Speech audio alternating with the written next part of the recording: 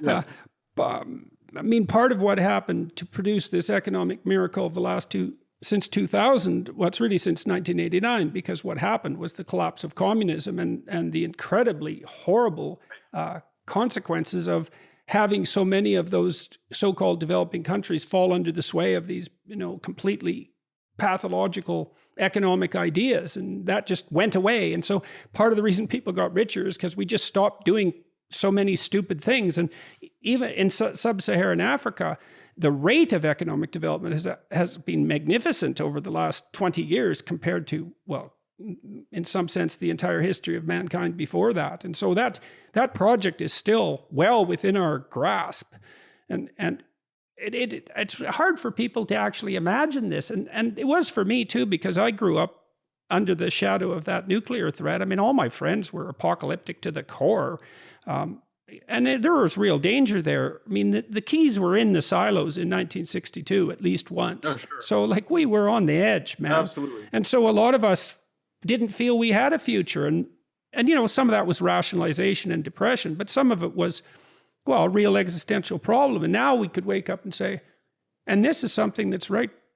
We can do anything we want now if we're careful. No more poverty. Well, there's something, man. And we could help. What do you think the real environmental problems are now that we should be addressing? And let me answer that too by just saying one thing that you hear me pushing back a little bit, because I think I agree with you. Like the late 80s and early 90s ushered in this period of great prosperity because China and the former Soviet Union became free market democracies. And there was a chance there, I think, that the West could have been great. Now everybody's going to get rich and we're all going to have wealth and prosperity and natural protected conservation environments. But we didn't. The West got, it fell into this apocalyptic, radical left progressive discourse.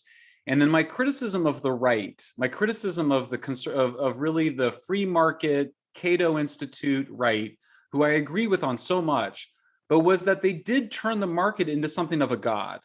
And so it became a kind of free markets became valorized as an end of themselves rather than a means to prosperity, rather than a means to a better future.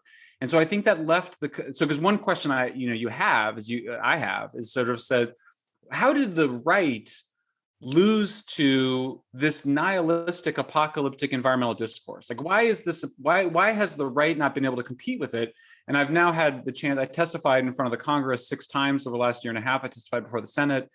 And what I find is the Republicans, the progressives, the Democrats and Republicans and progressives, they go, the world's coming to an end. We have to have radical action to deal with climate change. And Republicans go, we need free markets. And that's not meeting it. Have you met Dan Crenshaw? Oh, yes, I did. Dan, I love Dan. I did Dan's podcast. He is different. He's taking, he's different. Yeah. And he's on the health committee and the environmental committees. And because he knows the Republicans are weak there and they're weak, and that's kind of that vague thinking too. Now, there's a technical reason. We don't have time for this discussion, unfortunately, for in some sense, the valorization of free markets, because they're a cognitive mechanism, but we can I still appreciate what you're saying. Part of the problem there is that that's just not a good enough story. And I mean that in the deepest sense, to counter the powerful apocalyptic narrative and utopian and compassion-driven narrative that the left weaves. And that's a real shortcoming of the Republicans. And you can see that in the fact that they can't talk to young people, well, except for Crenshaw. He seems to be able to manage that.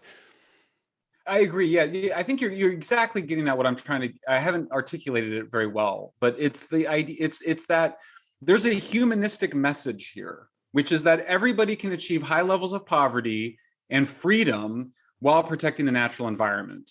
In fact, the former is a requirement of the latter. High levels of wealth. Now people are going to accuse you of making a Freudian slip because you said poverty. High levels of we can achieve high levels of wealth and freedom and protect the natural environment. And that is such a powerful, positive, humanistic vision. And instead, what I often hear is both well, we just have to have free markets, as though that's an end in of itself. And then also, there's also even worse, I hear from Republicans will sometimes say, well, China's the one that's really polluting the planet. You know, it's kind of like, well, China's developing. I mean, they're also trying to switch as fast as they can from coal to natural gas and nuclear, but it's not like this kind of narrow nationalism. So I think it's this kind of narrow nationalism, the narrow free market obsession has eclipsed and hidden what is a really positive, bright vision of environmental humanism. Well, the other issue with the free market, like I understand why free markets are necessary to confront unpredictable problems. It's because of the power of distributed decision making. And so there's a technical discussion to be had. But what's lacking there is, okay, well, that's fine, but where exactly does the developing individual fit in that with regard to their life? Well, participate in the free market. It's like, yeah, fair enough, but that's a little on the low resolution side, you know, and it's not working to counter this narrative. So obviously it's not developed enough if you happen to be correct, you know, and so I've seen something for young people in conservatism, I think, in my experiences, linking responsibility to meaning. And that always, when I was touring, that linkage always left the audience completely silent. It's like, well, you need meaning to counterbalance, well, the depressive apocalypse, let's say. Well, where do you find it? Well, if you look at where people find it, it's more often than not in responsibility. And that's a conservative message. It's like, and it ties it to individual psychology.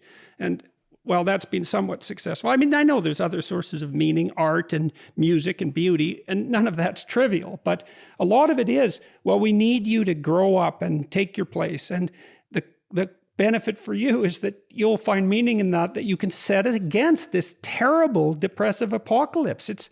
This isn't optional. And so I learned that, at least in part, helping guide people away from depression when I was a clinician. It's like, well, where do people find meaning? Intimate relationships, family, community, all that. And that also underlies that utopian dream of the Ewok village. You know, we want a community that we're part of. We need it. It's not optional. And yeah, the right hasn't done a good job of delineating out that, so.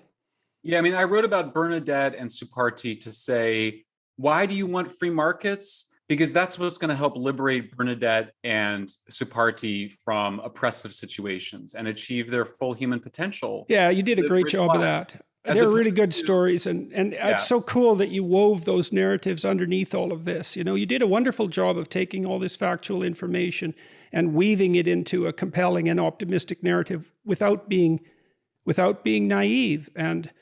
And also while illustrating your familiarity with a tremendous amount of information and never really doing that in a heavy-handed way. It's really quite nice. It's easy to read too, which is, you know, stunning. So hooray for you. We're talking about this book here, Apocalypse Never.